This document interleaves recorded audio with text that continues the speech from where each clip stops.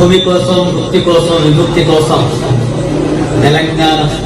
తెలంగాణ సాయుధ పోరాటం జరిగి 79 సంవత్సరాలు పూర్తవుతున్న సందర్భంగా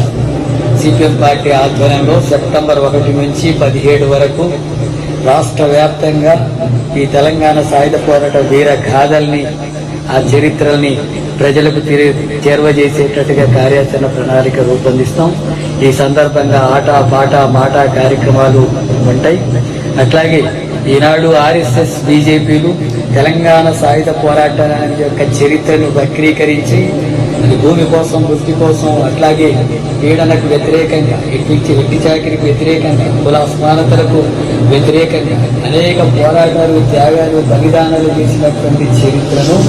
అది హిందూ ముస్లింల పోరాటం చరిత్రగా మార్చి దాన్ని వక్రీకరించేటటువంటి ప్రయత్నం బీజేపీ నాయకులు ఆర్ఎస్ఎస్ చేస్తున్నారు. వీటిని వ్యతిరేకిస్తూ ప్రజల్లో అసలైనటువంటి విషయాన్ని వాస్తవంగా కమ్యూనిస్టులు ఎర్రజెండా నాయకత్వాన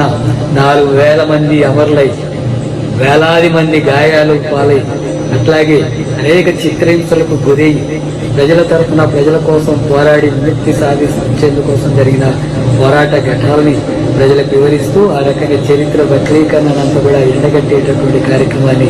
చేయాలని చెప్పి సిపిఎం పార్టీ రాష్ట్ర కమిటీ పిలుపునిచ్చింది. ఈ సందర్భంగా అనేక మంది కవులు, రచయితలు, మేధావులు, అట్లాగే నాయకులు, ప్రజాస్వామికవాదులు, అభ్యుదయవాదులు,